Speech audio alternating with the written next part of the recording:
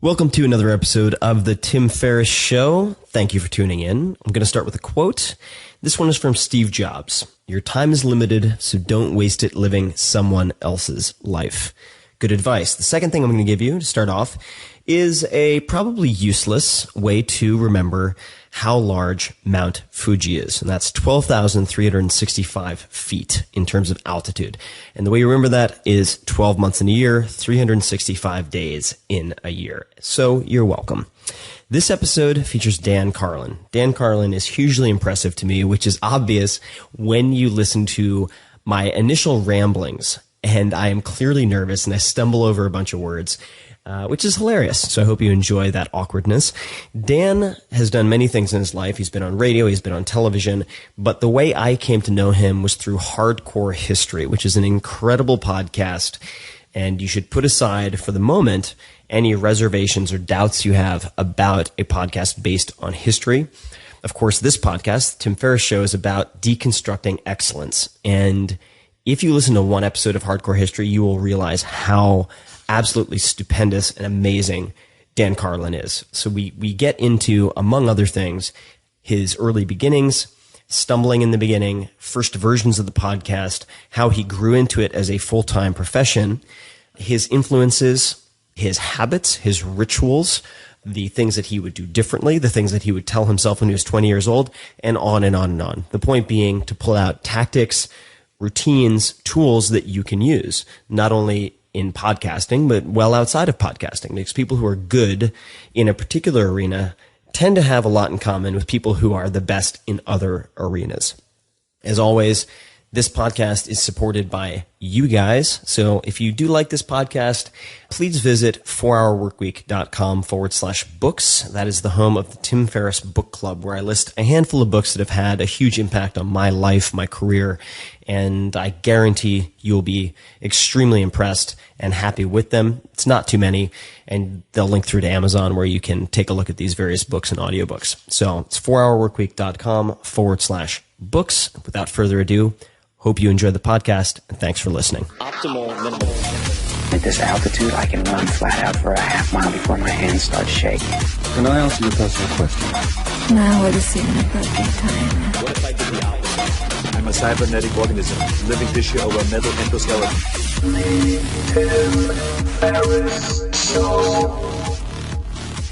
Welcome to another episode of the Tim Ferriss Show, ladies and gentlemen, and I have a treat for you.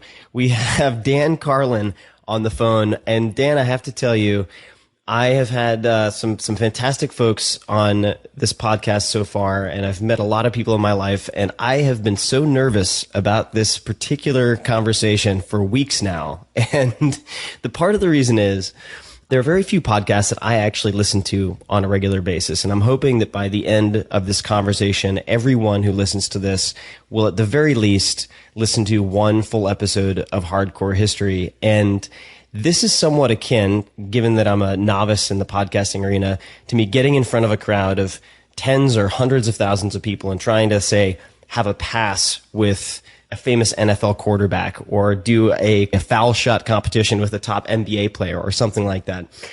I've been so impressed by the quality of your podcast, and we've talked about this before, recognizing the amount of time and energy that you put into each one of these. And we'll jump into things in a second, but just as context, I had asked a number of my very close friends who are involved with audio production and podcasts as well as video what their favorite podcasts were, and almost without exception, Hardcore History was listed in the top 3 for every single person. And of course, the first question I asked myself was, how could a history podcast be one of the most popular podcasts out there? And I remember downloading the very first episode that I heard of Hardcore History, which was The Prophets of Doom. And I looked at the length, and I think it's well over 4 hours, if I'm not mistaken. And I remember thinking to myself, I'm going to download this. I'm going to just get a taste for it for the first 5 to 10 minutes to see if I can learn anything about the style. And then that's going to be it. And I have digested now dozens and dozens and dozens of hours of your content. So first and foremost, thank you for putting so much effort into each of these episodes. I don't always know how to react to such nice things that people say. I mean, it's a fantastic compliment. And I always tell people that I would love everyone in their lives to get that feeling of that something you did was so well received by people. I feel very fortunate and a little like I stumbled into this, and like you can't even really take credit for it. You just kind of fall into something that after you fall into it seems like where you should have been all along. So I feel like a really lucky guy to have stumbled into something that seems to be so well received. I appreciate that. And, yeah, 4 hours. I mean, if you'd have told me when we started doing Hardcore History that I was going to be doing 4-hour shows, I think I would have canceled right then and there. So not only did you not want to listen to it, I didn't want to do it. So that's actually where I was hoping to start naturally at the beginning and give people a little bit of background on how Hardcore History came to be. Because I remember you mentioned in a previous conversation that it had started off very, very differently. So I'm curious to know how it came to be and what your expectations were at the time, because certainly it's become an entity unto itself and it's turned into something very, very big. But how did it come together and how did it start off? Well, maybe other podcasters listening to you will be able to relate to this. I've started a lot of shows in my life, and a lot of them were radio shows and whatnot. And the one thing you learn when you start these shows is that all you can do is come up with a concept and then try to take that concept where you think it should go initially. And then once you do that, whatever you create is going to evolve. And some of that evolution is in your control and some of it isn't in your control. I always say find your favorite TV series. Take something like Seinfeld, for example, and then go look at the first 5 episodes. And you'll notice that it's not really Seinfeld yet. They haven't figured, it hasn't evolved into what really works, and they haven't but then eventually it finds its stride. And so when you listen to our early episodes, they don't sound a lot like what we're doing now either. And I mean, length is a perfect example. There was a time where we were really scared of approaching an hour-long program. And we used to, I remember one time, it was with our Apache Tears episode, the ones we did on the Apaches. And we were approaching an hour, and then I got a finished product, and it was like 1 hour and 15 minutes. And I said, we're canceling this show. We have to dial it back. We cannot do over an hour because no one will listen. And so I think the fact that the audience had proven receptive gave us a feeling that there was some freedom here to go a little farther and then a little farther. And I'm shocked that everybody can listen to it that long. Editing it for us, we dread hearing it over and over and over again. So I'm really not on the same wavelength with a lot of the listeners. Well, speaking as someone who's written a 420-page book, then a 592-page book, and then a 670-some-odd-page book. Yeah, those are nightmares. It's the same thing, nightmares. It really does take on a life of its own. And I'm really glad you brought up the Seinfeld example, because I remember looking at, say, some of the current versions of podcasts when I was considering doing my own, looking at some of your newer episodes, looking at some of the more polished Joe Rogan episodes, which are also monsters, looking at many different types. And then someone recommended that I go back and look at, say, the first 1 or 2 episodes that Joe did on video, and they're hilariously amateur. I mean, really, really hilarious. And if I hadn't done that, I think I would have been too intimidated to get started, because I would have falsely assumed that the polished format that you've arrived at is where you started, and that reflects an intrinsic ability that I entirely lack, which could also still be true. But what I'd love to know is, with Hardcore History in particular, and we'll talk about the podcast, I also want to talk about history, but were there any particular tipping points that helped you start to form it into what it is now? And I'm sure it's still evolving, but were there any particular tipping points, whether it was in popularity, specific episodes, aha moments that come to mind for you, content or format wise? I think we had ideas when we started it of things we wanted to do. And then a couple shows into it, you could start to sense that these were elements that you should have in every single episode. So, for example, somewhere along the line, I'd always had these sort of Twilight Zone kind of ideas about history. And when we could start to say, okay, every episode really is successful if it has some of those, some of the drama, some of the narrative, so you start to figure out what the ingredients in your creation are. Mm-hmm. And once that's the case, then you can start to say, it's not so much a formula as a checklist, and say, right, okay, every good episode that we do should have A, B, C, D, and E. And I'm not sure when you start that you're totally aware of that. You're still playing around with the ingredients and the mix, and we still do that. I mean, each episode's going to sound different because we want to put extra cumin in this one and less hot sauce in that one. But at the same time, you don't really know what's working in the first few episodes. And so somewhere around like, we did one called Step Stories early on, which is sort of a loose look at all the different people and the culture and history of the giant flat area, that starts in Eastern Europe and goes almost all the way to the Pacific Ocean. And we did a show like that. And it was the first time I think we had hit the sweet spot with all those elements. And when you heard it, you just said, okay, that's significantly better than anything else we've done. And that's when you sit there and go, okay, well, we figured out how to do this kind of, and we're going to start to not mass produce it, but we're going to make sure that we do a better job in every later episode that incorporates all these things that we think have started to blend well. I am currently listening, or I should say re-listening, to The Wrath of the Khans, which is a audiobook or 3 worth of content in and of itself. And it seems like, having polled my 500,000 or so people on Twitter, that is one of the most popular series, so to speak. And I'm curious to know if there are any episodes that you thought were going to be a huge hit that were not, or if there are any episodes that were completely out of left field, a huge home run. Well, it's nice to hear you say that, because I think I left a little bit of my sanity with that Wrath of the Khans series. And the truth is that the longer multi-part series where we take on some big issue and it takes 4 or 6 episodes, hours long each, and you have an audiobook at the end to do, are so challenging because you have all these loose threads that developed while you're doing the story. And then by the time you hit the middle of the series, you have to start tying those threads together, and it becomes, I'm in one of these things now. We're talking about the First World War, and we're in episode 4, and all of a sudden the whole thing is unraveling in front of my face, and it does challenge your sanity a bit. I'm always surprised when the shows are well received. So I don't have any where I was going, oh, this is going to be a home run. I'm always sure I screwed up one way or the other. So it's never happens that I'm sure it's a hit.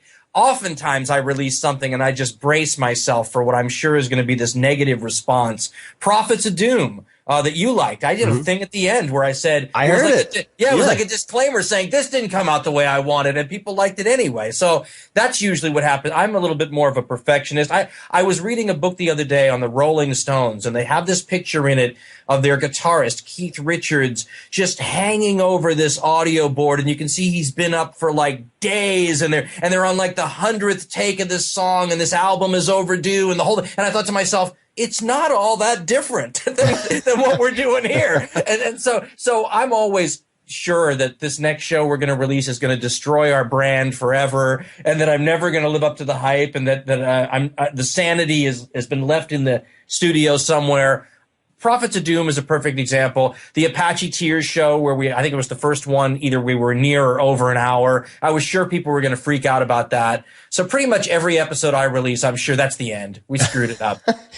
And you mentioned the aspect of tying loose ends together. And this is something I feel very familiar with, just having put together books with multiple storylines and dozens of different components. However, with the printed word, I have the luxury of being able to go back, copy and paste, cut out sections, translate them to other areas. But with audio, after you've recorded, say, 2-3 episodes, you really have to work with, I would imagine, on some level, what you've already done.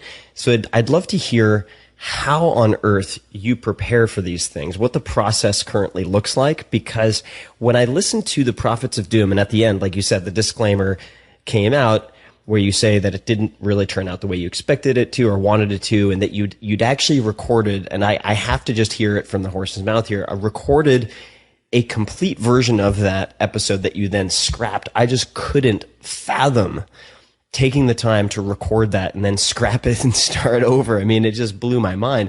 So could you talk a little bit about the process? How do you research? How do you choose topics when you're going after an episode like this? Because it sounds very masterfully delivered. So one of the thoughts that occurred to me, for instance, was how often do you stop? Like how long is a take, in other words, and so on and so forth. So I'd love for you to just discuss, if you would be open to it, kind of start to finish, what the process looks like for putting one of these shows together.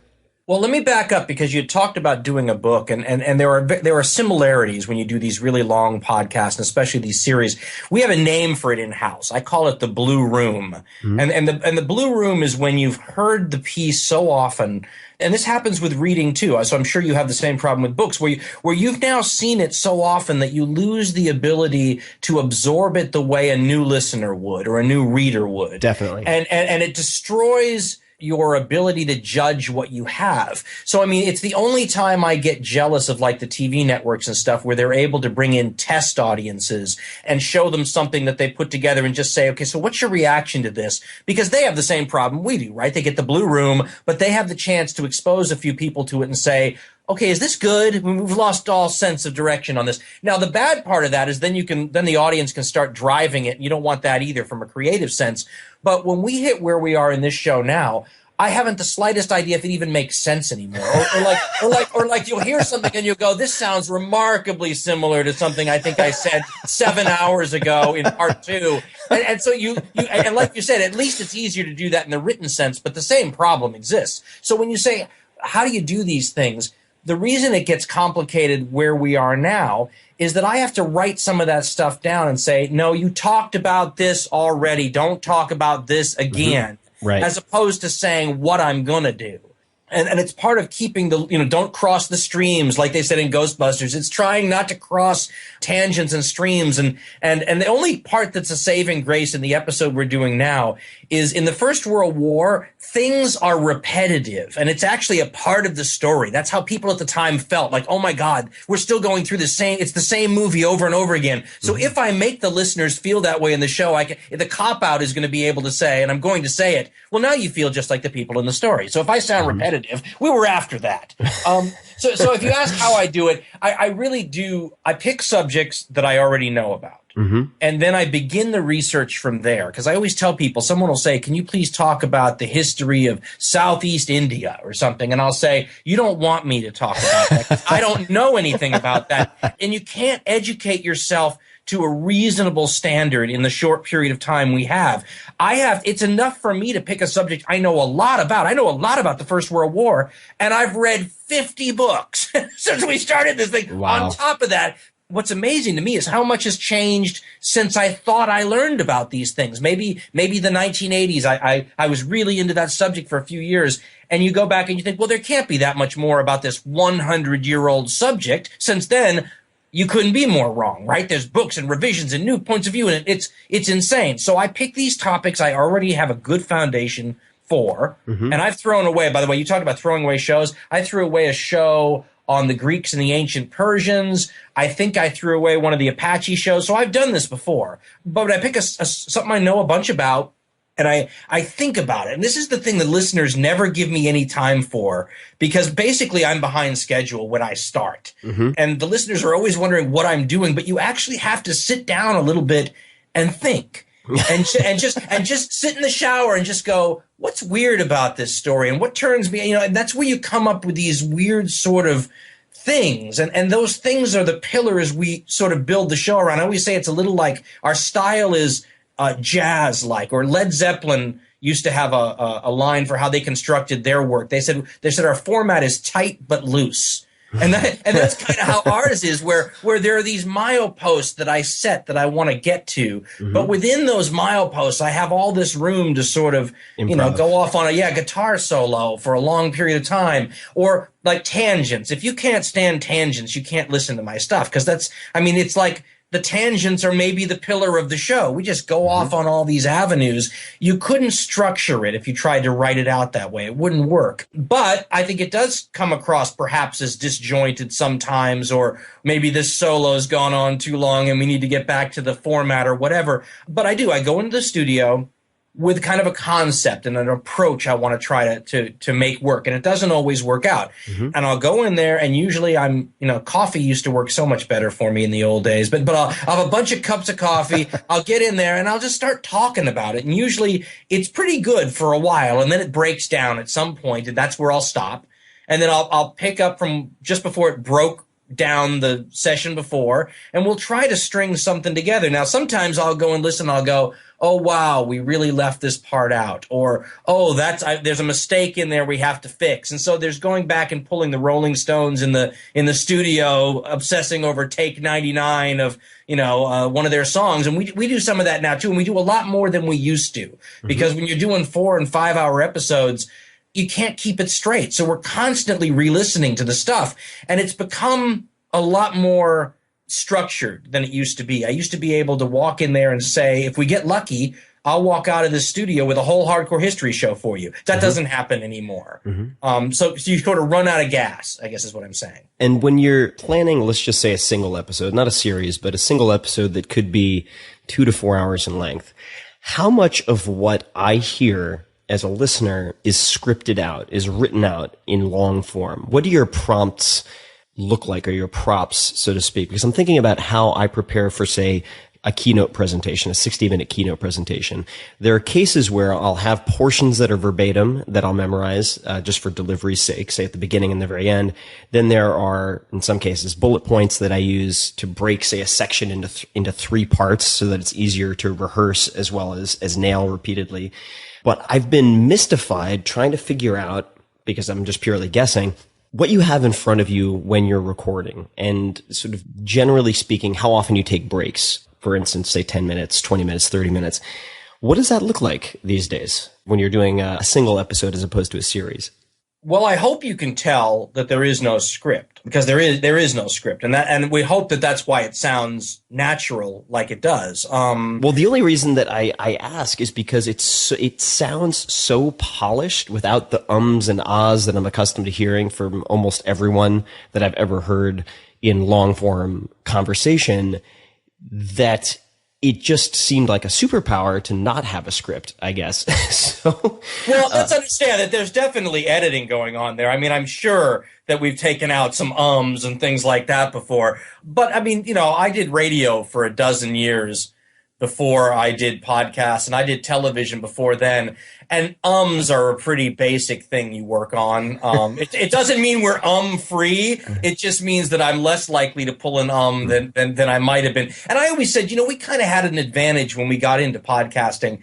Well, first of all, we got in so early. It was a little like the Oklahoma land rush. So it was nice to get in there so early and sort of claim your little zone. But also, I wasn't learning how to do proper mic technique. I think I was starting at a little bit of an advantage. And so the ums fall into that category a little bit. In terms of, we do write down, for example, if I've got a twisty idea that I want to make sure to include, I might write down the twisty idea and then post that up on the cork board to remind myself that in this 20-minute segment today, you want to hit that idea. I also find, what you call primary source accounts. So somebody's in the First World War, and they talk about what it's like in the trenches, and I'll know that I have that piece. And so I'll have a note that says, okay, page 246 of this book, and I'll have marked that guy's quote. And so I'll know I have that. But I don't know exactly when I'm going to get to it. I just know that somewhere in today's session, you're probably going to run into the point where it's logical to put that primary source quote in. So that's how I organize it. Otherwise, it's a free form sort of improvisational talk. God, it's amazing. I want to give people a couple of different options for places to start with hardcore history, because it really, I'm seldom as impressed as I have been with the entire show. But stop it, dude! I know. Stop it! I know, I'm making things awkward. It's nice of you. I appreciate that. But everybody, a lot of good people out there. There are a lot of good people out there, but I've sort of gotten stuck on hardcore history, so I feel like I need to satisfy that fix first. But one thing I think that you do very, very well, and I'd like to ask you how much of this was learned over time, and also, I'll get to the second part, but you do a very good job of pulling listeners into the episodes. And the example that jumps to mind is you might have a description, say, in the case of Wrath of the Khans, of some of the historical context, some of the various cultures and steppe communities in different areas. And then you'll say, imagine, if you will, that you have an entire army comprised of circus trick archers. And then not only do they have bows, but the bows are 130-pound pole, which happens to mean more to me these days because I've been playing around with archery, and I know how hard it is, at least for me, to repeatedly pull, say, a 55 or 60-pound bow. So the fact that they could unleash 60 arrows a minute or whatever it was. But you pull people in with the, imagine if you were, and then doing hypotheticals with, of course, the Martians and so on. The verbal delivery that you have, which is very polished, and of course you've done a lot of radio and a lot of television, but if someone feels self-conscious about their own vocal delivery and they want to podcast, maybe I'm projecting here, but how would you suggest that people work on that skill and try to refine their delivery to get a little closer to what I would consider very, very professional in your case? Well, I appreciate you saying that, because I came up in radio at a time, the tail end of what maybe you could call the big voice era, where radio was still, this won't mean anything to all of the young listeners, but like a Gary Owens deep, classical, almost stereotypical old-fashioned broadcaster style with the deep pipes, or the way the guys used to describe their voices. And when I came up, I remember the boss at the radio station where I worked. I mean, at one time he actually suggested I have like adenoid surgery or something to maybe get that deep voice that was the classic that they were looking for. And I not only didn't have that, I didn't want that. I just wanted to talk the way I talk. And then somewhere while I was doing that, that whole deep voice thing went out of fashion, and everybody was more looking for you were looking for your own voice, right? A unique voice that sounded like no one else. And luckily, just having your own voice, as long as it didn't grate like nails on a blackboard, which some people said mine did. So it's an acquired taste maybe, but having your own voice became the real preferred form. And all of a sudden everybody's saying, gosh, it's so great you have your own voice. And all I'm thinking about is all those years that was the one thing everybody didn't want me to have. So when you say to a listener, how do you get more polished and broadcaster like, there's a process you're going to go through if you start podcasting or whatever, where you figure out what your voice is. And it shouldn't be something fake. It should be your voice, but maybe you take it down a range, maybe, because we've all got a vocal range, right? From the highest you speak to the lowest you speak. There may be a sweet spot in there, and it might not be the way you always talk, or you might want to talk in that tone more. I think personally that there is no perfect voice. And I think that as long as you like it and you sound the way you want to sound, that's, especially in this world. I mean, what I love about the podcast and the internet is that there's so many potential people out there listening that if you just be yourself, you're going to attract listeners who like that. And then you never have to fool around with trying to be someone else to please your audience, because the people you've attracted are there because they like you already. Right? I don't think you should try to develop some style other than just polish your own style. The ums are a perfect example, but listen, I bet if you wanted to, you could weave that into your style where that's almost your thing, right? I mean, we talk around here a lot about turning negatives into positives, or lemons into lemonade, or creatively taking a weak spot and making it a strong spot. I always was heavily in the red, as they say, when I was on the radio, where I yelled so loud, and I still do, that the meter just jumps up into the red, and they would say, you need to speak in this one zone of loudness, or you'll screw up the radio station's compression. Well, after a while, I just started writing liners for the big voice guy to, here's Dan Carlin, he talks so loud, or whatever. And I just said, this is who that's my style. I meant to do that. And as a matter of fact, if you do it, you're imitating me. So it's partly taking what you already do and saying, no, this isn't a negative. This is the thing I bring to the table, buddy. Right. I copyrighted that. I talk real loud and then I talk really quietly. And if you have a problem with that, well, you don't understand what a good style is, Tim. I like that. I think I shall capitalize on that. Copyright your faults, man. It reminded me of actually an experience that I had with writing the 4-Hour Workweek. It was my first book. I was very nervous about it. And when I first started, and I'm not sure how many people know this, I wrote the first 4 or 5 chapters and I ended throwing them all out because I was writing in this very pompous sort of Ivy League style that I thought sounded very smart. And it came off stilted and it was very unattractive. So I tossed it. And then I tried to write in an amusing fashion. I thought I needed to be funny. So I was like, all right, I'll be funny. I should stop being so serious. And it came across very slapstick Three Stooges. So yet again, I had to take these 4 or 5 chapters that I'd spent weeks on and throw them out, and ultimately found my own voice, which was really just discovering something that was latent and that people felt in conversation by having 2 glasses of wine and starting to write as if it were an email to 2 specific friends. And that is when I finally sort of found the proper balance, which was intrinsically how I spoke to my close friends about serious subjects. After a couple of glasses of wine, was there a point, and also brings to mind, there's a friend of mine named Gary Vaynerchuk who became well known after doing something called Wine Library TV. And if you look at the very first, say, 10 episodes, especially the first few, he's really subdued. And you learn later, of course, he's sort of grown into himself, and he has a very bombastic style, but that's who Gary is. But it took him a long time to get there. And were there any sort of points for you, aside from embracing this extremely flexible vocal range that you talked about, where you kind of got comfortable in your own shoes and were able to no longer conform to other expectations people had of what a good, say, radio host was or podcaster? Well, if you go listen to even my earlier podcast, the one thing you're going to notice is I talked faster. I was louder. I was more aggressive, and people go and listen to it now and go, God, when did you slow down? Or I'm glad you slowed down, or something like that. And I always say, but it wasn't intentional. I just got older and the coffee doesn't work as well. And yet it slowed me down to a level that more people are comfortable with than the way I used to be. But it wasn't intentional. I mean, I would have been perfectly happy attracting whatever audience liked that style more.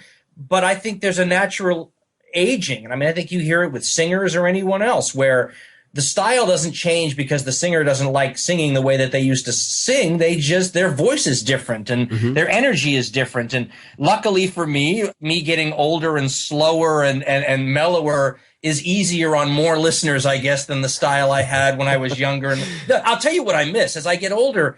You know, I've gotten to the age now where sometimes I'll reach for some fact or something that's in my memory banks, and it takes longer to get than it used to. In the old days, I was so fast, and it wasn't just vocally, it was indicative of how fast my brain was working, and my mouth was trying to keep up with my brain, and now my brain is slowed down. And so I feel like an athlete who's past their prime, right? Who's saying, I used to be able to run a 4.340, man, and now I can't do it anymore. But the people like it slower. So in a funny way, I've aged to a point where more people are comfortable listening to my middle-age style than they were listening to me when they used to call me the angry young wolf back on, if you can believe that. Yeah, so could be worse. Could be worse. That was one of the better nicknames. That's a good nickname. Worse than that. It's a lot worse than that, dude. So who are some of your favorite podcasters or radio personalities or people on audio? I guess what I'd love to know are people who've inspired you or people you admire in the audio medium, as it were. They could be living, dead, current, up and coming. Really doesn't matter. But I'd be curious to know who you have looked up to or admire in that world. Well, I appreciate you saying living, dead, long, because here's the dirty little secret of my life, and it's very hard to explain to people. I do not consume much media anymore that is not text-based. So people will say, have you seen this show? Or have you seen this movie? Or have you listened to this podcast? And I can almost say with 100% certainty, no.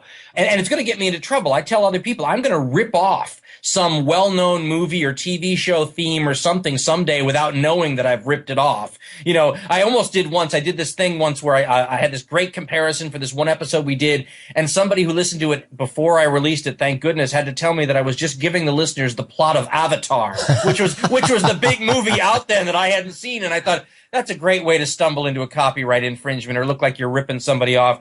So I haven't really consumed media in a long time, and it's not on purpose. I'm not in a place in my life where I have that kind of time right now. But of course, we were all influenced by people. I had in the same way you were talking about how much you like interviewing me. Well, I like interviewing people, and I like to interview James Burke. And we did in the show the guy who was the famous host of the Connection series. The Day the Universe Changed. He's an Irish guy, and as someone with the Irish genes myself, I admired Burke from a long time ago, and the way his wonderful mind thought and the way he would string ideas together. And so for me, Gwen Dyer. We had Gwen Dyer on the program, a Canadian journalist who did a wonderful series when I was growing up on war that got me where I live somewhere deeply.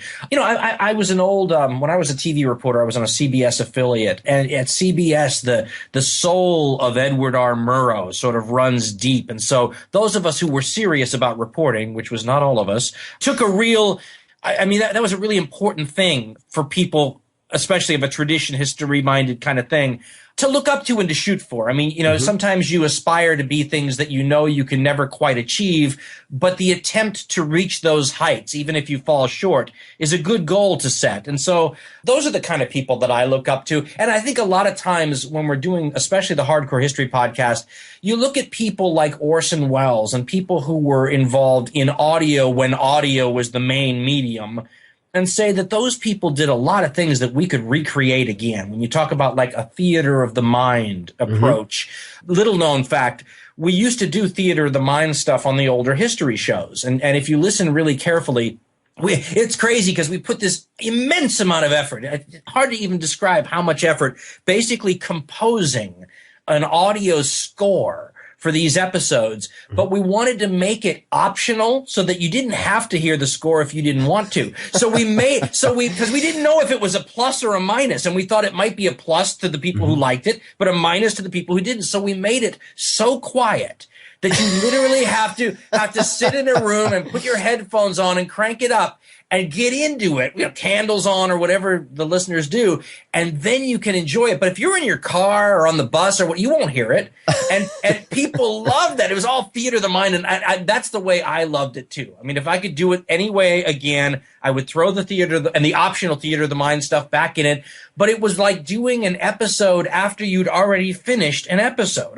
We'd have to do the show and then score the show. And it just, at a certain point, in order to free up, we already weren't getting shows out fast enough. We had to drop that. But if I could ever do it the way I want to again, I would go back to scoring the shows with sound effects and little hums and drones. And because we've got you can go back and listen. A bunch of our shows have all these, it's not quite put on the Wizard of Oz at the same time we start the podcast and you'll follow along. But we do a lot of fun stuff that I miss. In Bubonic Nukes, the one we did on the Black Plague, my favorite part of that whole episode is at the very end, we're talking about how you may think that this is a long time ago, but, it might not be as long as you think. And then we have the sound really quiet in the background of a laboratory beaker dropping.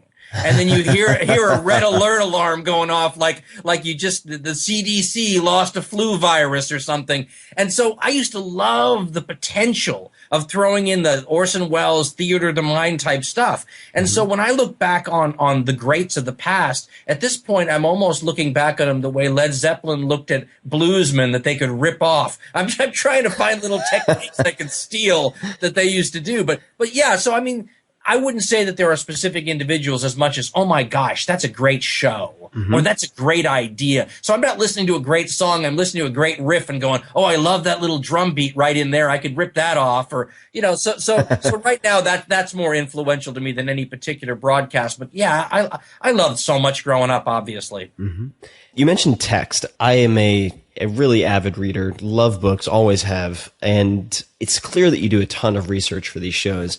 A couple of questions related to books. What is the book that you've given most as a gift to other people? Oh my goodness. Or books. I have to tell you the truth. I don't do that either. And people say to me all the time, can you recommend a book for A, B, or C? And I rarely do, because I'm not reading general stuff a lot of times. I'm reading really weird sort of books that would like you get into this World War I subject that I'm into now. So then you're finding these weird little things that aren't going to mean anything to someone unless they've read some of the other books that I read before that. So my stuff is not real useful to people. I'm trying to think what, if anything, I gave to.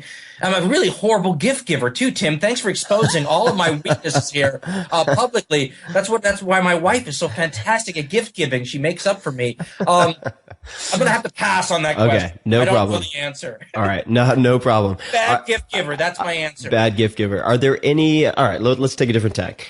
Do you have any favorite documentaries or movies? I know you don't consume a lot of media these days, but what I'm trying to figure out is what, and maybe this is a separate question, but what made you so fascinated in history. And I know you've studied it before, but for a lot of people, they take the viewpoint that, well, history's in the past. I don't feel like getting into esoteric aspects of old civilizations when I should be focusing on A, B, C, D, or E. Of course, there's a lot of practicality, I think, in studying quite a bit of history, which tends to repeat itself. But I'm trying to identify for someone who is not, aside from listening to the podcast, of course, which I think is the easiest answer, to get someone hooked on history, even indirectly. Are there any documentaries, movies, books, anything that come to mind? That's a bunch of different questions. It is. That was loaded. Let me take them one at a time. Some of the movies that I enjoy watching, it's so perverse and to bring them up because they're not good movies a lot of times. Like, for example, I tell my wife, if it has time travel in it, I'm likely to watch it whether or not I have any interest in. I mean, that's what gets me. Forget about, oh, this is a great film. I'll give you a perfect example. There was a movie, I think they did it in late 1970s or maybe 1980, I think it came out, called The Final Countdown. Mm-hmm. And it's relatively horrible as a movie goes. But it doesn't matter. The story is about what if a modern aircraft carrier went back to the eve of the Pearl Harbor attack. And so it's taking on Japanese Zeros with modern airplanes. And forget it. The story can suck. Now I'm in, right? That's all I need. The acting can be terrible. I don't care. See? So that's a perfect example of a movie that would grab me just because, okay, conceptually, I'm all in. Right. You don't even have to execute it. And listen, with our podcast, I mean, we kind of go there sometimes too. Hopefully these twists are enough to disguise the fact maybe we didn't tie this other thought together so well, or I go off on too many tangents. The other point about, I mean, I think you're striving to try to find how the history bug got started in me. And I think we've been trying to figure that out in my family forever. My mother's concept is that I was somehow born with it because I was into it at such a, I mean, you could give me history related things at Christmas when I'm 4 and I'm into it. And there's no explanation. I just think you have to suggest that a lot of us are hardwired to like this or that. And in my case, I mean, some people you give a musical instrument to and, oh my God, they're 4 years old and they're playing like a teenager. For me, it was stuff from the past. And I don't know, but I've been into it since I was very little, which is, it's so weird to me to be able to make a living doing something. That's what I mean. When we started this conversation, I said, I've really been fortunate to fall into something that you almost seem to have been born to do. And I don't know how I got so lucky, but everybody should have this feeling, to feel like, God, I catching a football is just, I've been doing it since I was 2. It's the thing I do best in life. And somebody gave me a job catching a football. So, I mean, that's how I feel that there's a little bit, when you talk about being born to something, I guess what I do is storytelling because that's what people tell me I do. Right. I think there's a storytelling gene, and I think it runs in families. I think the Irish people in my family could tell a hell of a story long before I was on this planet. And if you're lucky, you get some of that.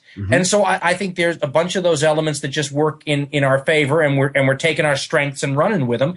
And so when you talk about how you put a podcast together, one of the things I would suggest that people do is build it around what you do well, and so I feel like I'm just utilizing whatever talents I was born with, and it's working out. I mean, that I can do this instead of working on the assembly line is one of the great gifts in my life, It seems, and please correct me if I'm wrong, that hardcore history at least has existed since 2006. Is that right?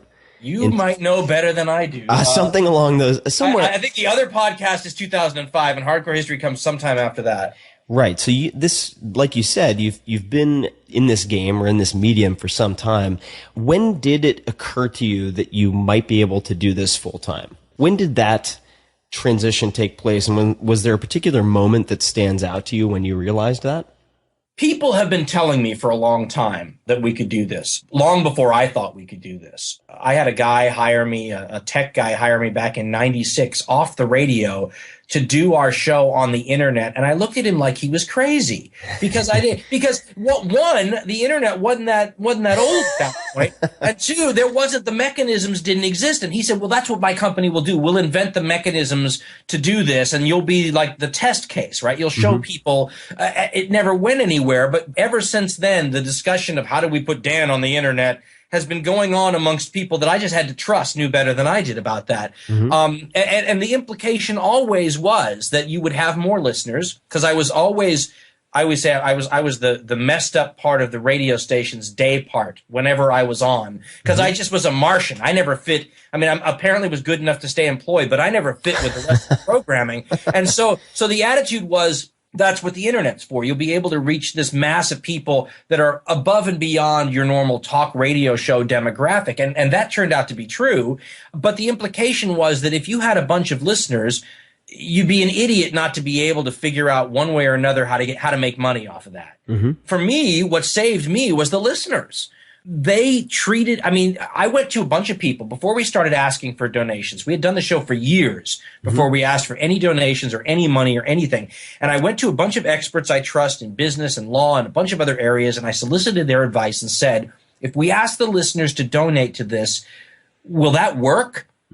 And every single one of them said, not a chance in hell. I mean, really intelligent, smart people. And I was dissuaded, and I thought, oh my goodness, all these people are, and we thought, well, let's just do it anyway. What are you going to lose? We're just asking the listeners, if you think what you heard was worth $1, give us the $1. Save up till you have 5 and then give us 5, whatever. And oh my gosh, that's changed our lives. And so when I talk about how fortunate I feel to be doing this, let's not forget who I owe for this. A bunch of people who didn't have to pay. We give them away for free. They didn't have to do this. I mean, it's like what Radiohead did when they put that song out on the internet instead of putting it on the radio or selling it as a CD and saying, just give us what you think it's worth. And it worked out better. Now, I don't know if this is sustainable, right? I don't know if this is a flash in the pan or whatever. But at the moment, what people have done is make possible professional amateur media. I know that sounds like a contradiction in terms, but that's what we are. And so I owe a lot of people out there listening to your show and mine and lots of other podcasts for giving me this blessing that I do. And I mean, I talk about it too much. I'm sure it gets old, but I wake up in the middle of the night and just say thank you. You know, it's crazy to me. Well, I'm going to tone down my over-the-top praise, but I mean, it's very clear that you put a lot of effort, a ton of effort and prep into the episodes, which I think is part of the reason why people are so willing to donate, for instance. What has been the most popular episode to date, if you had to guess, or popular episodes? They say in history, like if you're the History Channel, for example, that the subject that people get the most excited about is the Second World War. And that's why I think they did it to death on the History Channel and stuff like that, because it's almost something you have to screw up to not do well with. The only real time that we've touched that subject dead on is when we talked about, in a multi-part series, the Eastern Front in the Second World War. So basically the war between the Germans and the Soviet Union, although there were a lot of other people involved. Most Americans, and I didn't realize this actually, don't know much about that because they hear so much about the stuff that our side was involved with. That to them is a part of the war that essentially gave us the advantage of taking that subject that's gold, right? Second World War, it's history gold, and yet a part of it that people weren't aware of. So it's like finding new World War II stuff. Right. You know, I mean, it's like if you're the History Channel, you go, guess what? All this World War II stuff you haven't explored yet. I mean, it's like finding gold. And so we told this story, and people love it. This is the Ghost of the Ostfront. Ghost of the Ostfront. Yeah, Ostfront is the German word for Eastern Front. You know, if you took, and I think we said this in the show, I can't remember what we said yesterday, much less what we said then, but if you take just the Eastern Front of the Second World War and isolate that as its own war, it by itself is the biggest war in human history, all by itself. And so I think the stories that come out of that and the horrificness and the feeling of the people who must have been trapped, you know, in that dynamic are such that people listen to it and I think can really relate. And again, having a new World War II subject, especially one that's so big, I mean, when you hear that, you really understand that the war was probably won or lost on the Eastern Front. And so I think it had all the elements right there to be a really popular episode. If I don't screw it up, right? It doesn't seem like you did. The what episode did you have? I know how stressful it must be. It is. I want to emphasize. People don't understand it. It's become a lot more stressful than it used to be. all good stuff. I'm glad to be doing it, but we're stressed right now. For example, we are stressed. So what? Whether it's with stress or without, which episode or episodes did you have the most fun personally recording? Whether it's researching or recording. Oh, I could cheat on this answer, though, because we did 3 interview shows before the audience informed me that they get hugely let down when they finally see a hardcore history show, after waiting forever for a new one. And instead of being what they expect, they get an interview show. But I like the interviews are fun because you can do them in real time. I mean, Right. you basically take an hour, talk to someone you admire for an hour, and then you have a show. Oh my gosh. I'm on 3 months now working on the latest hardcore history show. So I love that. And I get to talk to people that I admire like James Burke. But in terms of the other shows, I won't lie to you. None of them were easy, and they get harder. And I don't know why I keep doing that to myself. My wife was saying, why don't you just pick a nice, small, easy topic and do that? And I don't know why, because there's something about feeling like I'm pushing myself. I mean, if I have some creative brain cells, I am using every single one of them. I will not be able to say, as I'm laying on my deathbed somewhere, that I didn't push myself to the limit. And on these shows, we'll go from that Mongol series, which, like I said, I think I left some of my sanity in the studio, and decide to do the First World War after that. What sort of masochist does that, Tim?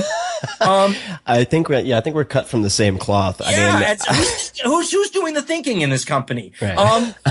But so the answer is just when I think I'm going to have some fun with one of these things, I decide to take on something that, listen, there's no question by the time it's done, it's very satisfying to say, hey, people liked that. We did a lot of good hard work and it paid off.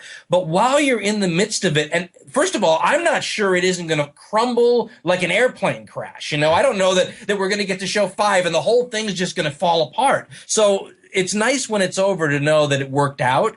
But I'm always feeling like I'm not having a ton of fun while I'm doing it. But I am. It's like working on some big account. If you're an account executive and you're so happy when it's over and you go and you toast the team you worked with and all that at the end, it's very satisfying. But while you're in the midst of it, there's a lot of stress and pressure and deadlines and all that. But listen, that's life, right? I mean, nothing's like, you always have that.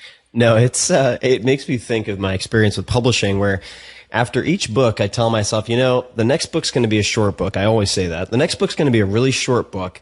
Going to take it easy. Crank it out fast. It'll be nice and bite-sized. And then, of course, after I have some type of series of nervous breakdowns over a year and a half or 3 years, someone asks me, or they imply, I assume the books must get easier. After you do the first book, the second must be much easier, and then the third must be just rote by that point. I say no, because I take everything that I've learned that should and could make it easier, and then I just double what I want to do or triple what I want to do based on that new efficiency. So I end up doing just as much, if not more. No, it sounds exactly the same. Exactly the same. And listen, from a creative standpoint, you shouldn't want to have it any other way, right? If you're the Rolling Stones and you're Keith Richards in that studio on the 100th take, you want to be working that hard because you want to, there's an old line that when you reach the top, the only way to go is down, right? And so when we hear that we just did an episode that people say, well, that's the best episode you ever did, we instantly think to ourselves, well, you don't want to do anything worse than that. That becomes the new minimum standard, right? Right. And truthfully, if you don't give them something as good as that next time, they're going to say, well, it's not as good as that other thing. So we always feel, and I think you do too, I think everybody does when they're doing creative work, the next thing needs to be better than the last thing. So you're continually saying, oh, sure, I almost went insane the last time. I'm going to go insane the next time. It's the only way to ensure that I'm pushing the limits, right? Right. Yeah. The high water mark must be surpassed. Right. How does Michael Jackson do better than Thriller, right? Oh God, I don't even want to think about that. But that would be, I can't even imagine. One of the many things that comes up listening to hardcore history is military history, and certainly with Wrath of the Khans, the explanation of different techniques and approaches like the false flights or the false fleeing, I found endlessly fascinating. And it sounds like that's something that has fascinated you. In military history, are there any particular people or techniques or strategies that you found most interesting? I know that's a very big question. I'm thankful that you find it interesting because I think, and again, something for podcasters who are just starting out maybe to pay attention to is if you talk about what you find interesting, eventually you will acquire a listenership that likes that too. And so a lot of times I'll wonder if I'm not getting too deeply military on some of this stuff, but then I realize that the people who are listening, if they're still listening, liked that military stuff from earlier episodes. That was my focus in college, was military history. And so that's what I've always been interested in. I don't do rainbows and unicorns, is what I always tell people. And it's dark. I'll tell you something on your show no one else even knows, Tim. Wonderful. We're working on artwork for the specific shows that we've done. I've got an artist. Very cool. And it is so dark. And our artwork is dark anyway. And I showed my wife the other day. I was so proud of it. And I said, honey, look at this art. And she comes over all excited to see the art, and I can watch her face drop. And she goes, it's horrible. And I said, do you mean it's bad? She goes, no, it's just so dark and terrible. I go, the listeners will love it then. I said, it'll just be, it's just what we're after. It matches the subject matter perfectly. So, I mean, but look, it's what I like. And you just figure, if you try to make a show based on what you think other people will like, eventually you will have a show that you don't like. Yeah, that's a great point. And so you have to do what you like, and that's why this internet is so wonderful and all these billions of people out there. If you only suck up 1/10 of 1% of the pie of internet users that like your weird stuff that you bring up, that translates into a lot of people. I always tell folks, I'm like a street performer. Really, Tim, I mean, that's what I do. I'm like that guy, the mime on the street corner, or the guy who plays the violin and he opens up his violin case and you throw pennies on the street corner to the guy who plays the violin. I just work a really busy street corner. and that's what this is that it, you know, if you're a niche market product, the internet is a place where that niche can still translate into a ton of actual people. So don't water it down. You know, there's a phrase, and we've all heard it, but we don't think about what it means. If you go on television, on a TV network, you are broadcasting, right? You are reaching a broad segment of the audience. The problem is that to broadcast, you have to water things down and widen them out to the lowest common denominator. We podcasters are narrowcasters, not broadcasters. And you can't lose sight of the fact that that's not a bug, it's a feature. Right. You know, you want to be a narrowcaster and you want to have this niche that's all yours. And so if you're talking about invisible unicorns that you see on the weekend, make that yours, man. You do the invisible unicorn on the weekend podcast, and anyone else who does it's ripping you off, right? I told you never to tell anyone about that. I'm really upset. That's right, man. The Sasquatch is in my house podcast. I mean, that's how it should be. I don't think that when you're talking about a program that you should do it for other people, do it for yourself. And military history is where I live. I think the other thing that I have to keep emphasizing, and I don't think you should be afraid of this too. If I've learned anything from the podcasting, it's don't be afraid to do something you're not qualified to do. I like that. Yeah, I tell the story all the time, is that I didn't come up with the hardcore history idea. I have far too much respect for historians to have thought that I could have done that as a history major with a degree. I mean, if the one thing history majors know is how great historians are because we read them all the time, right? So I used to tell my stories that I've told my whole life, and I was telling them around the dinner table, and my mother-in-law said to me, you know, because I was already doing one podcast on current events and stuff, and she said, why don't you do a podcast on the stuff you're talking about here at dinner? And I said, I couldn't do that. I said, it's history, and I'm not qualified to talk about history. I don't have a doctorate. I'm not a historian. And she said, I didn't realize you had to have a doctorate to tell stories. And I thought about that for a minute. I thought, well, listen, most of the great historians from the non-modern era didn't have doctorates either. They're just storytellers too.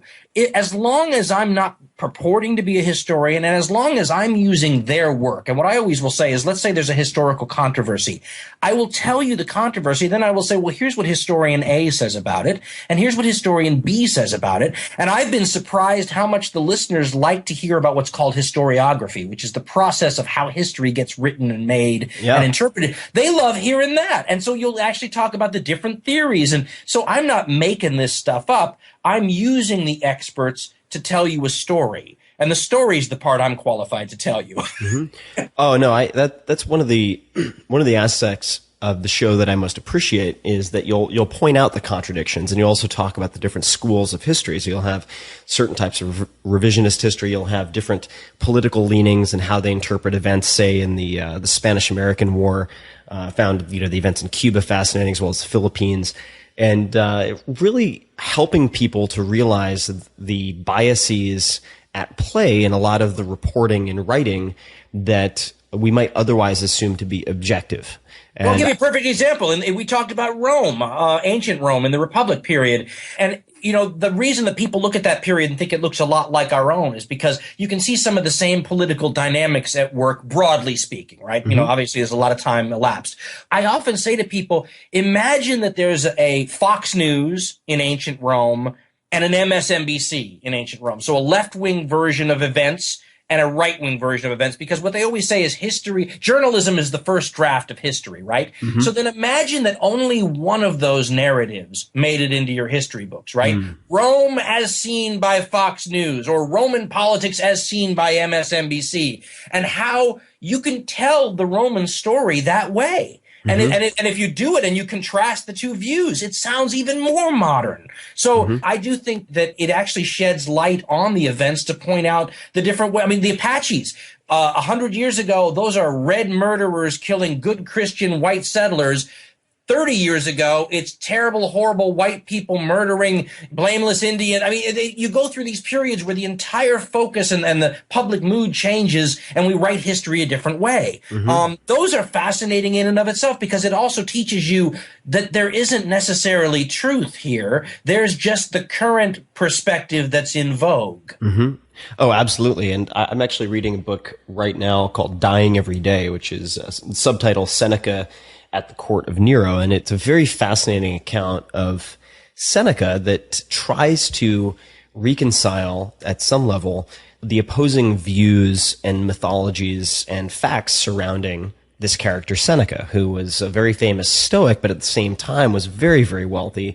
Some people called him opulent, and just trying to point out the backgrounds of the people who wrote these histories or who had these accounts, who were in some cases his political enemies. It's really fascinating thus far, because I'm a huge fan of Seneca and Marcus Aurelius and a lot of these philosophers. Let me that's like the hedonistic Stoics. That's my favorite. Exactly. See, you point out how much money that's the best kind of Stoic to be, the hedonistic. Yeah, it's like premeditated spontaneity,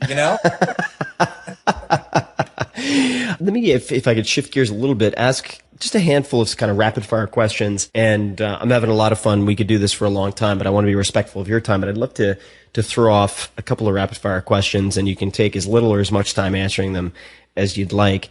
You have your hands in a lot these days. You're doing quite a few different things. What are the first, say, hour or two of your day typically look like? What are your morning rituals? I've had the same morning ritual for a long time. It's the old talk radio show host or reporter ritual, where I get up and I'm really going to, one of these days when books and newspapers go away, I'm going to be really sad, because I have to start with the newspaper like an idiot nowadays. And I bring it in, I get the cup of coffee out, I start with the newspaper, then I go online. If I see any stories that pique my interest, I'll print them out, I'll put them in a folder, and then the next time it's time to do a current events program, I'll look in the folder and see, we're on like 275 of those or something, so it's getting awful hard to find new things to talk about that I don't feel like we've already done. But I spend the early morning while I'm waking up with the first cup of coffee or 10, catching up and reading mostly current event stuff. What time do you wake up? Oh, goodness. Well, it's summer vacation now here at my house. It's based on the children's schedule. So when it's school time, it's like, 7 a.m. and we're up and at 'em. Now I can sleep a little bit later sometimes, but I have a sweet spot in my production ability where I'm at my best talking. And it's usually from about like 9 to noon or 1. And so that's when I like to be in the studio. I hit like 2 o'clock and all the coffee in the world's not keeping me up, And so that's why we're having this interview now, Tim. Right. No, I remember the scheduling. Yeah. So I have this awful problem. And when I'm dealing with East Coast people, it's really awful. So I try to get into the studio when I've got a decent amount of energy. And then by the time I'm out of there and done, then I spend the afternoon getting back into reading research, because there's a lot of reading to do, and I'm not the world's quickest reader. And so I also have a very tough time trying to figure out opportunity costs. You know, one of the things that a lot of podcasters start to learn once their podcast becomes popular is you're running a business now. And that's not the part that most people, yours truly included, thought of when we got into podcasting, right? You think about the product. You don't think about the edifice and structure that you have to maintain to keep the product going. Right. And I'm not gifted at that stuff. And so what people will often say, like on Twitter and stuff, and wonder what you're doing in the 3 months since the last time you put a history podcast out. And you can't even begin to tell them all. I mean, just the website alone that I've been working on for a year is the time wasting that goes on in my life. And certainly I could do it better. But like people will come to me and say, Dan, could you do this? Or you do that? And you get these opportunities thrown your way because of the podcast. And you think to yourself, I can't get a podcast out in 3 months. How am I going to take advantage of any of these other opportunities that come my way? And so I'm wrestling with how I do more because people have given me these chances based on the fact that these listeners are so kind to listen to the show. I don't know how to do them. I don't know how to run this business. So it's all I can do to get these shows out. So when you talk about how you do these things, and I wrestle with the business side of this every day, to be honest. Well, I will. We've chatted about this before, but if I can help with any website stuff, or whether it's WordPress related or otherwise, I'm happy to. Be careful, Tim. I could abuse you worse than you've ever been abused. So let's stay friends. I've heard about your bookshelf full of tomes about medieval torture. I know how you operate. It on people who promise to help me with websites. What is the newspaper that you read? Is there one newspaper that you consistently read? Yes, the stupid local one here in Pittsburgh that just gets delivered to my front door easily. And the funny thing is everything I read in it's been printed 2 weeks ago on, the internet, but I still, just like some old person, have to do, and I have to read it all the way to the end of the comics, like some person with OCD or something. I can't help myself. And when I was in TV news before the internet was doing news, I used to get like 5 newspapers, and I go through every one of them all day like an idiot. I don't do that anymore, but yeah, just the silly local paper here in my local burg. I love it. And when you go online to potentially find interesting current events or angles to print out, what are those sources? Are there any particular sources that you repeatedly visit? Well, a lot of Twitter has turned out to be a really good way for listeners to share with me things Definitely. that they think I'd be interested in. And then they get a pretty good idea of the sort of things I like. But no, I go everywhere. And I might start with Google News and then just, I check out all the British newspapers. I check out the major American newspapers. There's some in Canada. And then I like going. Wonderful thing about the internet, the ability to kind of go local. So if you're reading about stuff between the Israelis and Palestinians, for example, I like looking at the newspapers from the Middle East. I like looking at various, for example, if you're looking for the Israeli side, there are different Israeli newspapers with different perspectives. And so when I'm delving deep, it's wonderful to have the internet that allows you to 3-dimensionalize in a way that was not possible when I was getting 5 American newspapers in one day to really, I don't know if you end up being more intelligent on the subject, but you could certainly give multiple viewpoints. Does that make sense? Oh, definitely. I remember my first real extended trip abroad in college. This was after being in Japan as an exchange student, but I was in China, and I found the local English newspapers contrasted with the International Herald Tribune to be really mind-opening because I'd never been exposed to two extremely different viewpoints on what I perceived to be exactly the same phenomena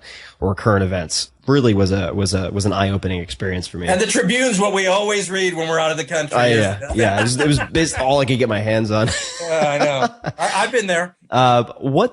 Just to completely shift gears, when you think of the word successful, who is the first person who comes to mind? Oh my goodness. Tim, I don't know. You've thrown some questions at me today, and I'm this verbal person, and I'm usually pretty quick on my feet, but I don't know how to answer that because my definition of success is perhaps a little different. I was arguing with somebody once about ambition, and we were talking about whether ambition was genetic or not, and we were discussing happiness. And I was trying to make the point that being successful in life means you're happy, but that some people have to achieve certain things to be happy. Right. So in other words, I know people who can do nothing in their lives and be happy with that. Right. So to me, they're successful, right? But there's a lot of people who say, well, no. If I don't make a bunch of money, or if I don't achieve something, or if I don't create something, or if I don't, if you don't reach these particular goals, then I'm not happy. So in other words, success for them requires, in order to be happy, requires that they do these other things to find happiness. So to me, being successful is being happy. And so there's lots of people out there that I think have managed to be successful who most of us have probably never heard of. I tell you what, there's a part of me that's even jealous of the people that can manage to be happy without having to do a bunch of things to get there. Absolutely. Yeah. I think, people look and say, isn't it great what's going on with your podcast? And I said, yes, because it makes me happy. Not because of any other amorphous or even concrete goals, making this much money or getting this much notoriety or whatever, going on Tim Ferriss's show and having him say all these nice things about me is wonderful. But the show itself makes me happy. And that's where the success comes in. Now, if we didn't make enough money to live, I wouldn't do the show. So I wouldn't be happy, so it all kind of boils down to the same thing. We need different things to be happy, but happy and successful are the same thing to me. Does that make sense? Yeah, no, that makes sense. It's a roundabout way of answering your question. No, it's a good answer. Restated the whole goal of the question. Sorry about that. Very clever of you. No, what would be failure to you then? Would it be being unhappy, or is it something else entirely? And that could even be as it relates to the podcast. If we wanted to try to constrain it a bit to make it easier to answer. I'll tell you, here's the worst part about having a podcast that people think are successful is if you've never made it successful, then you haven't screwed anything up. You took a chance and you failed, and that's part of life and it's part of learning and it's part of success, actually. But if you manage to create something that's successful and then you screw it up and blow it, that to me seems much more of a tragedy and a personal failure than never having gotten one off the ground at all. So I think I was rather devil may care when we started these podcasts. Now, all I'm thinking about is if I don't do this Blueprints of Armageddon Part 4 and have it be really good, then I've screwed up the golden goose, right? So failure to me is really, like Keith Richards would have said in that Rolling Stones studio, you're only as good as the last thing you put out. So failure is not putting out a piece of good work at this point, in my mind. Yeah, no, I definitely get it. I think especially with the sophomore act, for me at least, with the second book, brought a lot of stress with it. And it really, you feel really under the gun with the second book. It's a perfect example. Yeah, very similar feeling. If you could change one thing about yourself, what would it be? I'd be more productive. I think that's pretty easy. I got out of the booth today in the studio and I didn't have anything useful, and I've been working on the same part for like 3 days now, and you're just ready to smack walls. I mean, to sit there and be so unproductive, even though, and I learned this writing as well, where, I remember writing something and setting myself a weekly total that I wanted to hit, right? So every day I wanted to write this many 100 words and I would feel productive. And then you would get to the end of the week and you need to edit what you wrote and you get rid of 5,000 words or something. And you think to yourself, oh my God, what did I waste all that time for? And I think that's how creative endeavors often are. So like, you asked me how these programs go. There are days when I'll go in there and not like anything I do. And they just feel like such waste. I could have used that time so much more constructively had I only known it was going to be a wasted day at the microphone, right? So yeah, productivity. I'd love to be more productive. I'd love to be able to multitask. I can't multitask either. Don't you think, just to touch on what you just said, don't you think though that sometimes that day of seemingly wasted recording is necessary to gestate, get to that one paragraph that is the one that everyone quotes? You are absolutely 1,000% right, and that is what it. Yes, you're fumbling your way to glory. That's my MO. You're fumbling your way to glory. Should be the name of my next book. Next book. I think we have a T-shirt at least. And that you couldn't be more right about that. And I keep trying to console myself saying that it wasn't actually a wasted creative day, even though 500 people on Twitter said, "Where the hell is the next show, Carlin? Get off the beach with your Mai Tai." And you know what I love, Tim? I love that there are people out there who literally think I wait until the last second And then I walk in, and 4 hours later, we have a show, and I was just making you wait. I love those. Those people think I'm Frank Sinatra. I love those people, right? They think, and you know what? I'm going to start to cultivate that image that I really don't do anything until the last second. And then, yeah, okay, I'll give you a show. Maybe tonight after dinner, I'll crank one out for you. I mean, talk about making yourself an immortal legend, right? I just do those shows in real time, Tim. No, absolutely. Yeah. At One Take Carlin. Just I'm Frank Sinatra. Let me know how you like it. I come in at midnight, I keep the band up late, and then I just, we're out there with an album. So speaking of Mai Tais, you walk into a bar. What do you order from the bartender? Something straight. I come from a family on both sides of old-fashioned men, and that's the only way to describe them. I don't smoke cigarettes like they did, but it's hard to totally get away from your roots, and they were hard drinking. See, they were so much tougher than I am, too. See, I don't have the toughness, but I can drink like they drank. And so if I'm going to sit there, if I'm going to go to a bar and drink, I'm going to drink a straight whiskey or a straight rum or a straight vodka or something like that. I don't fool around. Right. Why skip the foreplay? That's right. Come on. Get some production done, right? So I'm going with the Sinatra theme that you set. So we talked about Sinatra. We talked about drinking. What's the first face that comes to mind when you think punchable? Punchable? Oh, I get so... I have, see, and this is where, like, if you get to my old shows on politics and current events, I sound so much angrier. I think when I got into politics as a teenager, I got in it from a, and I think a lot of teenagers, when they get to politics, or early college students, it's out of anger. You start to see the world as it's been created by the generations before you, and you just feel like it's so screwed up, and how can they deal with all the injustice in the world, And so that's how I got into political talk radio, for example. It's just, I was so mad at things that I saw that were just wrong, in my opinion. As I've gotten older, I think I've been able to see more perspectives and maybe be able to walk a mile in the other guy's moccasins a little bit better. But so when you say, people that you would just want to punch, maybe it's a holdover, wanting to punch them from years and years ago. But the people that drive me crazy, I'm going to answer this question a certain way. We could downgrade it to slap also if you like. I'm not recrafting. I just want to tell you that there was a wonderful series called Hell in the Pacific, and it's on the Second World War in the Pacific Theater, and I think it was made by a British company. And I remember being shocked because it had footage that we didn't show much in the United States of really horrifying Pacific battles. And they interview a U.S. veteran who didn't die that long ago. His name is Eugene Sledge, and his nickname when he was in the Marines was Sledgehammer.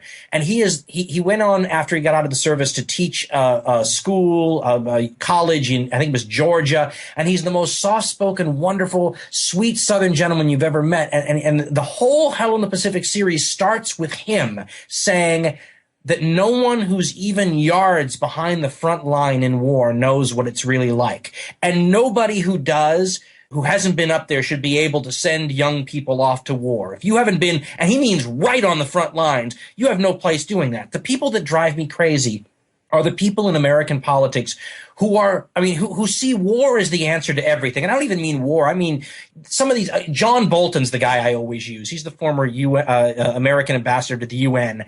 Just another one of these guys that himself avoided military service, but sees sending other people to go do that as his answer to every problem.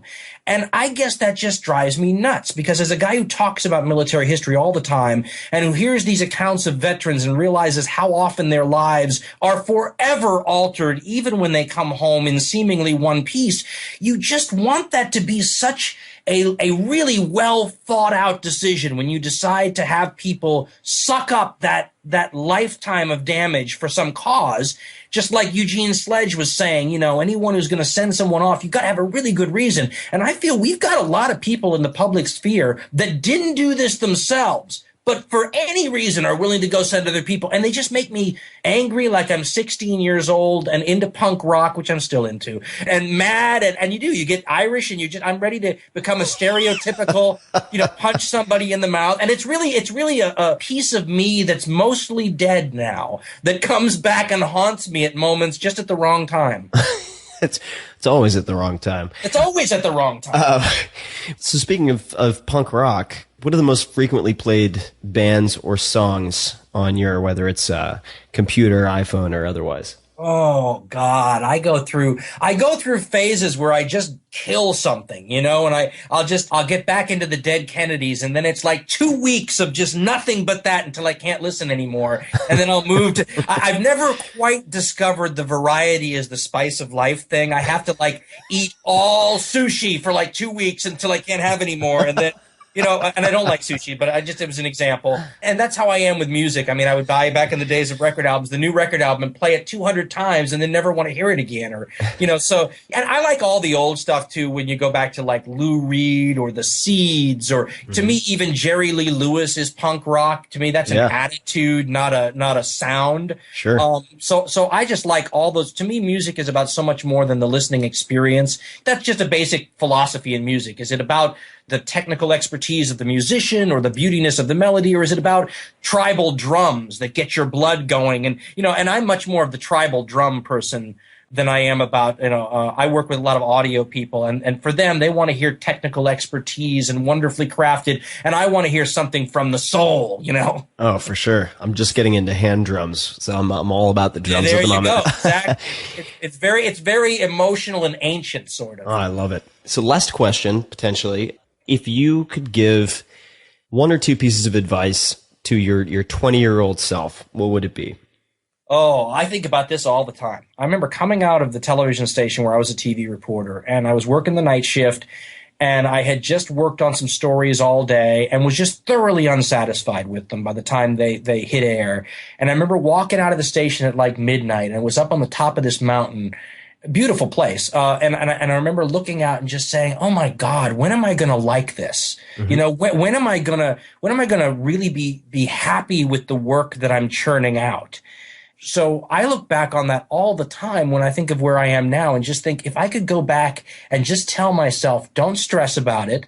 It's all going to work out in the end. Wouldn't any of us like to know that? Just tell me it's all going to be okay, and I can get by in my 20s. The 20s were really hard for me, I thought. And if you could have just said, stop worrying, it's all going to be okay, although I'm assuming it's all going to be okay, Tim. I still don't know that. But I think I would have saved a ton of emotional stress and worry. I'm a natural born worrier, and I think it would have been nice. Although, if you'd have told me that, I might have relaxed so much that reality might never have occurred. So, that's why you can't go back in the time machine and step on the butterfly. You'll screw up everything. So I won't go back and tell myself that, Tim, because I'll screw up my future. That's right. But if there's an aircraft carrier headed back to Pearl Harbor, you'll at least sit down and watch the movie. I don't know how I wouldn't. I don't know how I could avoid that. All you have to do is come up with a good concept and I'm in.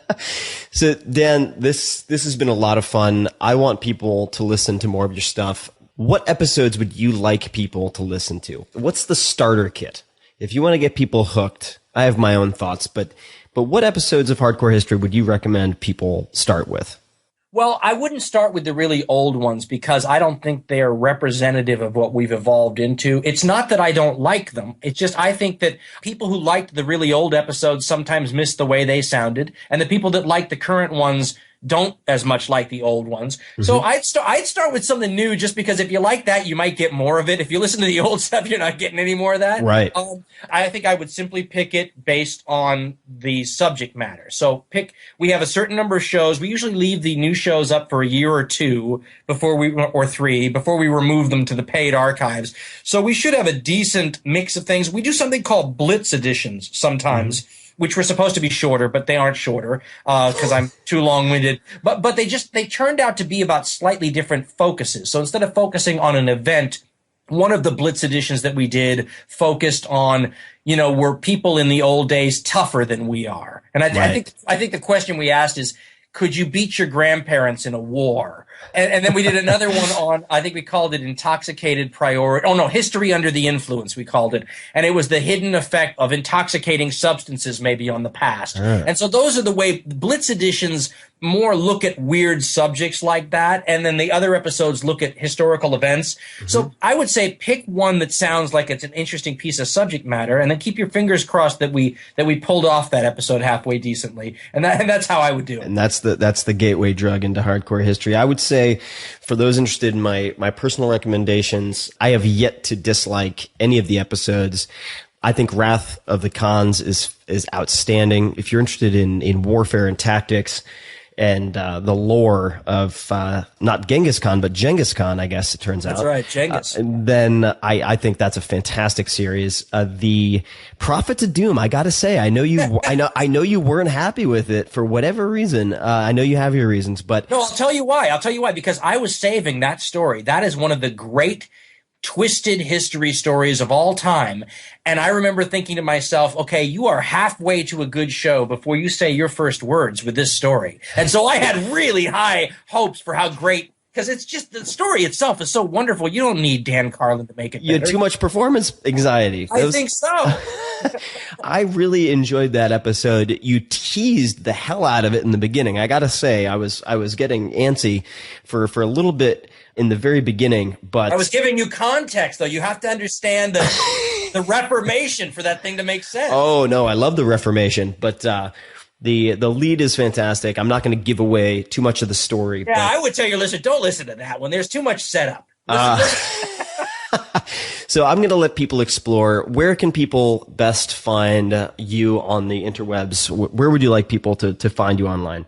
Listen, you can get the free shows from our website at dancarlin.com. They're obviously on iTunes as well. You can get the old shows off our website. I think they're a little cheaper off our website, but you can get them on iTunes as well. Type my name into the search engine somewhere. The right thing should pop up. Listen, I'm just happy you're sharing my stuff with your listeners. I appreciate that. Thank you. Oh, my pleasure. Having attempted to do some form of a podcast myself now for a little bit and having listened to a lot of podcasts, the amount of effort that you've put into each of these episodes is, I think, magnitudes of order better than most audiobooks. And that's saying a lot. I've listened to hundreds of audiobooks. Think about this, though, man. Think about this. This is the real key. The real key is that we live in an era where we can do this stuff, because I can tell you right now, you look at podcasting and there's about 20 or 30 really creative podcasts out there that you would never be allowed to do in a million years in the media of 20 years ago. And yet when you listen to them, you think it's just brilliant, right? And so if we're lucky enough to be in that category where you go, oh gosh, this is something that would never be in the mainstream media, and I'm so glad I found it, then we're really fortunate. To me, that's, as somebody who came from that media, and by the time I left it, it was so the opposite of creative. The fact that we've got this blank canvas where we could be creative again, what a great time to live, right? Oh, it's amazing. It's amazing. Yeah. I mean, you've got, everything from, of course, what you might expect, like the This American Life, to say Welcome to Night Vale, which is like one of the weirdest things imaginable, which is, as it stands, I mean, always in the top 10 on iTunes. It's a hell of an open playing field. And like you said, narrowcasting, it's just ripe for the picking. People can be as weird as they want to be, and they'll find their audience if they're passionate enough about it. So, and listen, if you're gifted, I always think about it this way. Can you imagine someone as gifted as Eddie Murphy when he first showed up on the comedy scene, or Richard Pryor when he first showed up on the comedy scene? If they simply, the mic can be bad, the audio can be bad, you might not get shows out very frequently. But if Eddie Murphy were simply doing a podcast today when he first started out, that would be his ticket to fame and fortune without ever needing to make it on a Saturday Night Live first or anything like that. I mean, this is direct media to the public. We've never had it like this, and I'm not even sure it's going to last. This may be a wonderful little golden opportunity in human communication. Take advantage now. If you've ever thought of having a podcast, it's a good time to get in. Yeah, absolutely. Well, Dan, this has been a blast. I really appreciate your time. I'm going to continue to listen again to the entire series of Wrath of the Khans, which I use for my morning walks. Everybody, you're as twisted as me. I know. You're going to start getting weird letters from me soon, but I recommend everybody check it out. And if you've ever thought of starting a podcast, well, maybe now is the time to do it. And I'll be writing a lot more about that. So, Dan, I appreciate it. I will talk to you soon, and really good hanging out. Thank you very much. Thank you for having me on, man. And listen, continued success. You're doing great. All right, thanks, man. I'm still on the training wheels, but I'm learning as I go. So thanks again. I'll talk to you soon. Anytime. All right. Bye-bye. If you want more of The Tim Ferriss Show, you can subscribe to the podcast on iTunes or go to 4hourblog.com. FOURHOURBLOG.com, where you'll find an award-winning blog, tons of audio and video interview stories with people like Warren Buffett and Mike Shinoda from Linkin Park, the books, plus much, much more. Follow Tim on Twitter. It's twitter.com/TFerriss. That's TFERRISS. Or on Facebook at facebook.com/Tim Ferriss. And like, you can't even really take credit for it. You just kind of fall into something that after you fall into it seems like where you should have been all along. So I feel like a really lucky guy to have stumbled into something that seems to be so well received. I appreciate that. And, yeah, 4 hours. I mean, if you'd have told me when we started doing Hardcore History that I was going to be doing 4-hour shows, I think I would have canceled right then and there. So not only did you not want to listen to it, I didn't want to do it. So that's actually where I was hoping to start naturally at the beginning and give people a little bit of background on how Hardcore History came to be. Because I remember you mentioned in a previous conversation that it started off very, very differently. So I'm curious to know how it came to be and what your expectations were at the time, because certainly it's become an entity unto itself and it's turned into something very, very big. But how did it come together and how did it start off? Well, maybe other podcasters listening to you will be able to relate to this. I've started a lot of shows in my life, and a lot of them were radio shows and whatnot. And the one thing you learn when you start these shows is that all you can do is come up with a concept and then try to take that concept where you think it should go initially. And then once you do that, whatever you create is going to evolve. And some of that evolution is in your control and some of it isn't in your control. I always say, find your favorite TV series. Take something like Seinfeld, for example, and then go look at the first 5 episodes.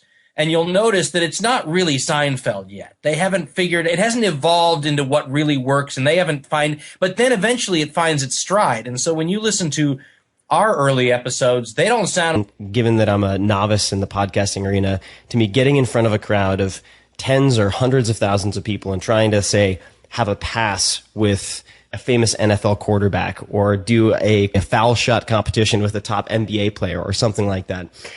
I've been so impressed by the quality of your podcast, and we've talked about this before, recognizing the amount of time and energy that you put into each one of these. And we'll jump into things in a second, but just as context, I had asked a number of my very close friends who are involved with audio production and podcasts as well as video what their favorite podcasts were, and almost without exception, Hardcore History was listed in the top 3 for every single person. And of course, the first question I asked myself was, how could a history podcast be one of the most popular podcasts out there? And I remember downloading the very first episode that I heard of Hardcore History, which was The Prophets of Doom. And I looked at the length, and I think it's well over 4 hours, if I'm not mistaken. And I remember thinking to myself, I'm going to download this. I'm going to just get a taste for it for the first 5 to 10 minutes to see if I can learn anything about the style. And then that's going to be it. And I have digested now dozens and dozens and dozens of hours of your content. So first and foremost, thank you for putting so much effort into each of these episodes.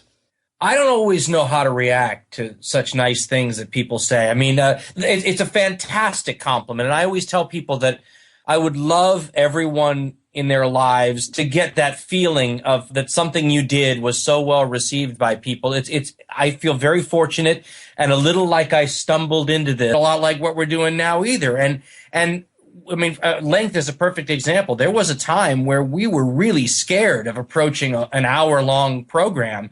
And we used to, I remember one time, it was with our Apache Tears episode, the ones we did on the Apaches. And we were approaching an hour, and then I got a finished product. It was like 1 hour and 15 minutes. And I said, we're canceling this show. We have to dial it back. We cannot do over an hour because no one will listen. And so I think the fact that the audience had proven receptive gave us a feeling that there was some freedom here to go a little farther and then a little farther. And I'm shocked that everybody can listen to it that long. Editing it for us, we dread hearing it over and over and over again. So I'm really not on the same wavelength with a lot of the listeners. Well, speaking as someone who's written a 420-page book, then a 592-page book, and then a 670-some-odd-page book. Those are nightmares. It's the same thing, nightmares.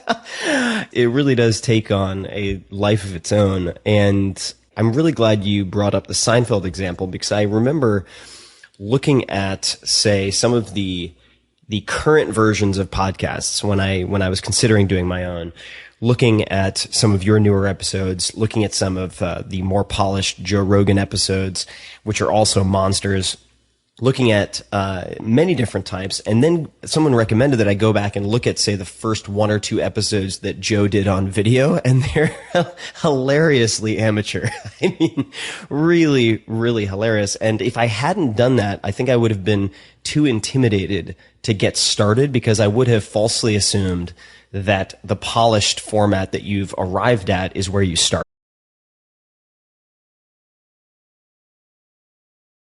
Welcome to another episode of the Tim Ferriss Show. Thank you for tuning in. I'm going to start with a quote. This one is from Steve Jobs. Your time is limited, so don't waste it living someone else's life. Good advice. The second thing I'm going to give you to start off is a probably useless way to remember how large Mount Fuji is. And that's 12,365 feet in terms of altitude.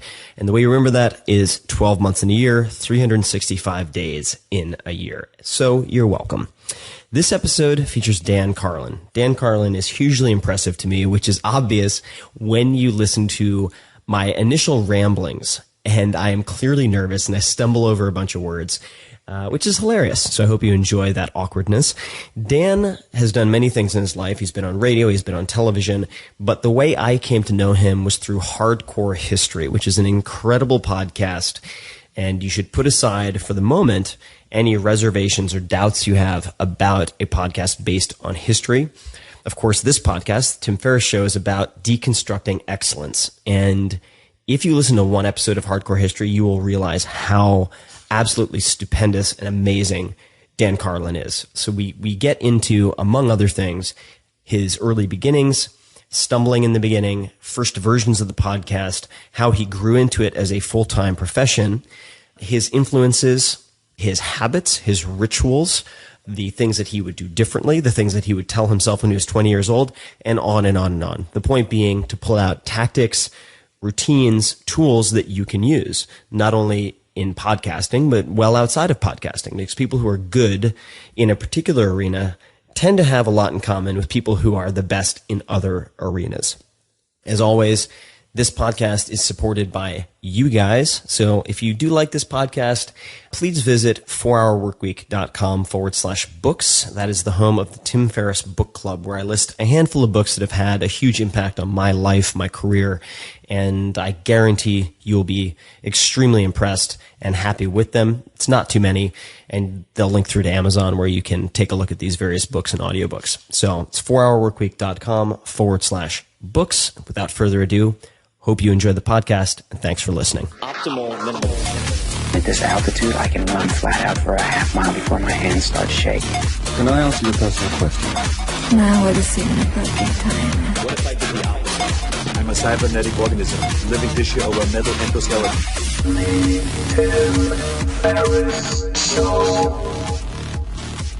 Welcome to another episode of the Tim Ferriss Show, ladies and gentlemen, and I have a treat for you.